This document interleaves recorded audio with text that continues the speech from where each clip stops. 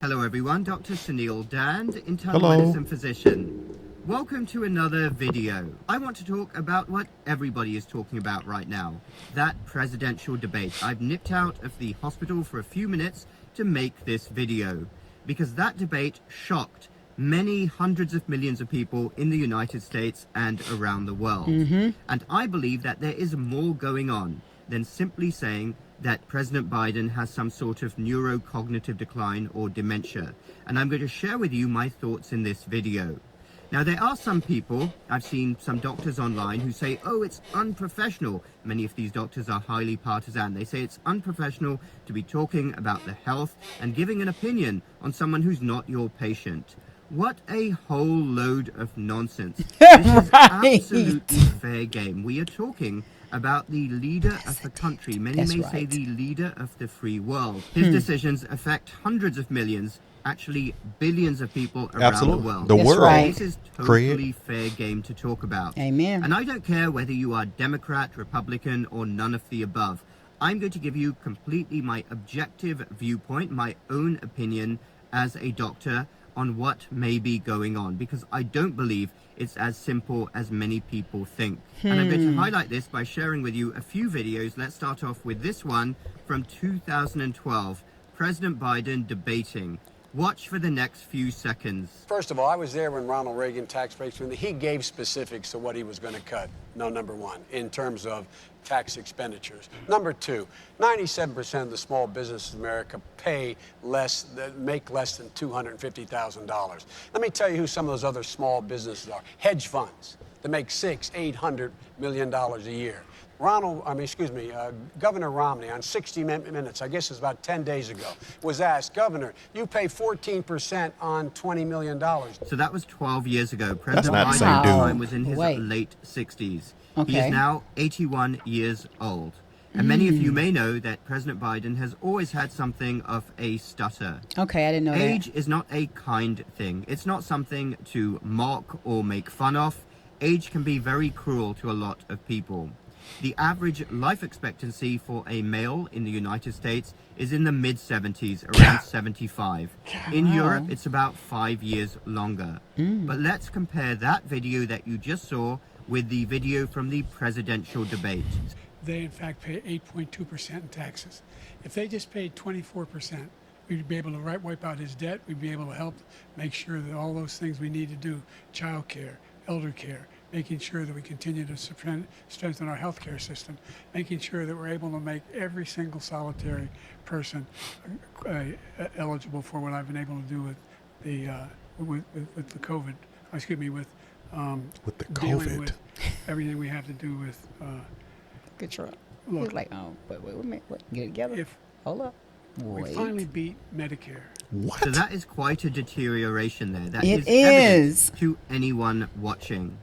At first, I remember when I was watching the debate, within a minute or two, I thought, this is me with my doctor hat on, I thought President Biden sounds like he's very raspy. He sounds as if he has a cold. And I thought that the whole way through. Obviously, that wouldn't account for mumbling or incoherent sentences, but I still don't think it's as simple as many people think.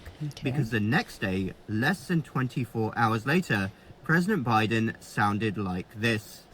I know I'm not a young man. State the obvious. Well, I know. I don't walk as easy as I used to. I don't speak as smoothly as I used to. I don't debate as well as I used to. But I know what I do know. It's time to sit down. I know how to tell the truth. I know right from wrong. And I know how to do this job. I know how to get things done. And I know, like millions of Americans know, when you get knocked down, you get back up. So that is very strange indeed. How could he sound so much better in less than 24 hours? What could be going on? Let's dive into a few medical possibilities, my own opinions. Number one, some form of dementia. That would be the condition that is on most people's minds when they see something like that, like Alzheimer's dementia. And of course, President Biden is in the right age bracket to be high risk for this condition. Okay. The condition, which is devastating, affects approximately 10 to 15% of everybody aged 75 to 80, going up to 30 to 40% of over 85-year-olds. And classically, it will wax and wane, especially at the beginning. It will be better at some points during the day, often earlier in the day, and it will be worse at other points in the day, classically at night. So that is definitely a possibility. Neurocognitive decline associated with dementia. Number Okay. 2, some form of other neurodegenerative illness, such as Parkinson's disease. Now, Parkinson's disease can present in a number of different ways. There can be lots of different Parkinsonian type syndromes, but many of them have similar features, including a certain walk. Take a look at this video of President Biden leaving the stage requiring assistance from his wife. This right here was a lot for me. I saw that clip. I said, yo, she had to help him down one step so he don't fall. That's a problem. Many may say that the way he is walking is classic of a Parkinsonian type syndrome, and many of these syndromes can also be associated with neurocognitive decline and dementia. There's another factor that we should keep in mind.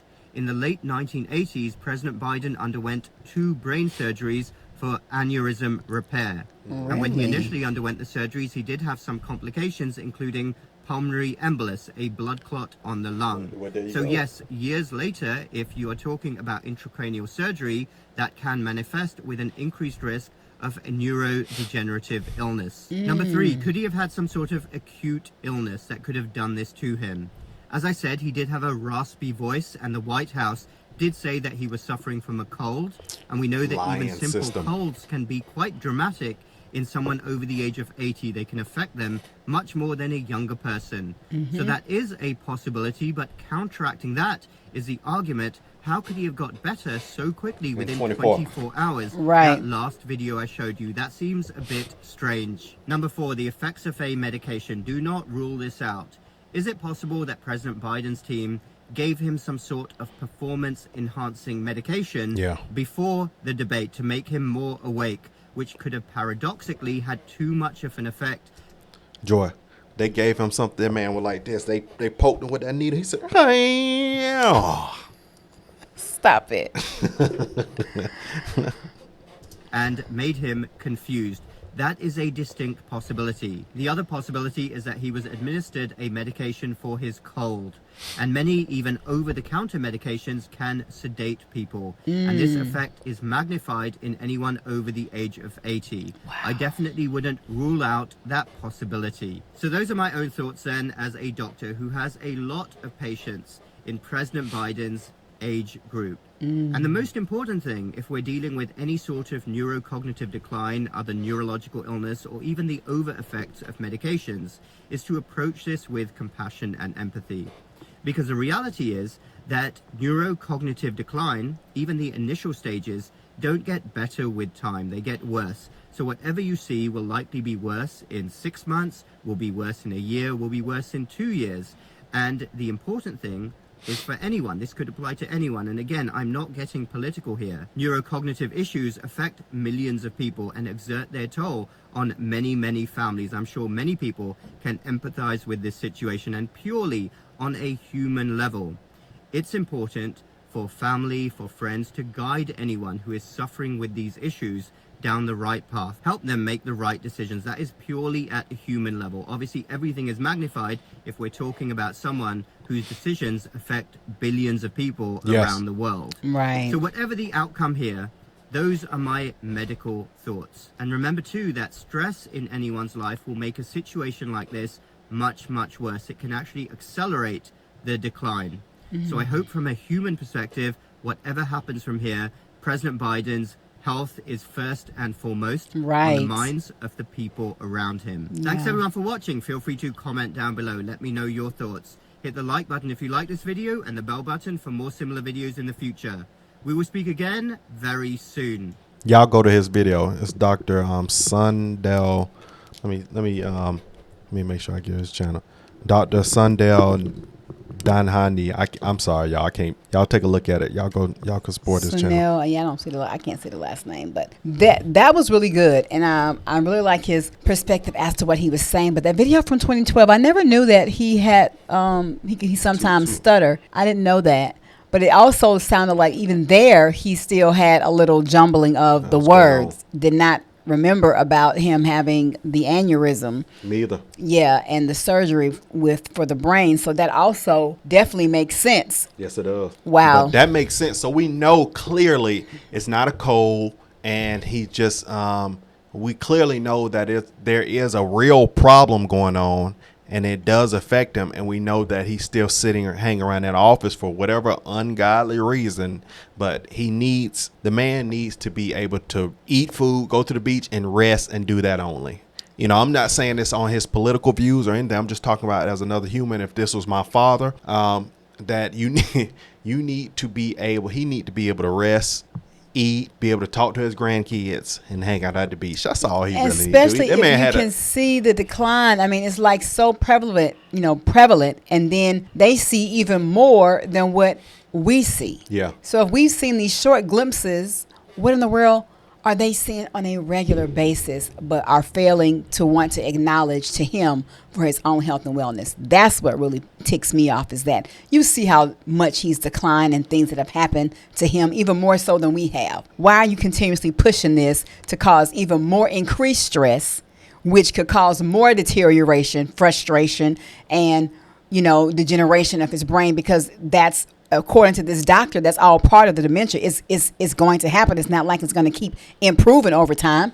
Because, baby, if you doing your thing that you do, and I just see something's not going right with you, I'm not going to tell you, come on, let's get that last little bit of money. Just keep on going. I'm like, stop. No, come on. That's what the family is supposed to do. They're supposed to have your best interests at heart and not pushing you just for the sake of, no, he's done his due diligence. It's time for him to say, okay, let's wrap this up. I did my due diligence. Now it's time for me to pass the baton. It's just anguish to continue to see him go from 2012. And then you even saw him in 2020. Not even the same person. And now you see him in 2024. What in the Sam Hill is he going to look like in 2028? I can't even imagine. That's just going to be absolutely horrific. Don't even do it. He needs to admit that to himself. If he admitted that to himself and said, okay, I'm really willing to back down, I'm sure that the people around him would be like, finally, okay, let's go. I don't know. The only way they're going to do that, if they're going to have to put this, as he's walking by, I'm just saying not literally, but stick their foot out. The government have to stick their foot and let him trip and fall and say, okay, stay down there. We're going to have to bring somebody else in. Sorry. Nope. We've made you fall. So we need to bring in who we need to bring in so we can keep going. That'd be their smartest thing. Well, there you have it. You've heard it from a medical professional who has given some diagnoses. That's right. You heard that. Who has given him some diagnoses and explaining what we saw on the debate, his own personal opinion.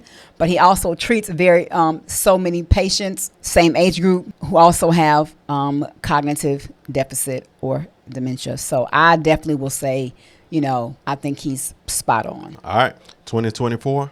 Well, first, y'all, make sure y'all smash that like button. Keep this channel going. Share this video. Give us some feedback in the comment section, guys. We'll see y'all 2024. Be more. Talk less. We'll see you on the next one. Yeah. Mm-hmm.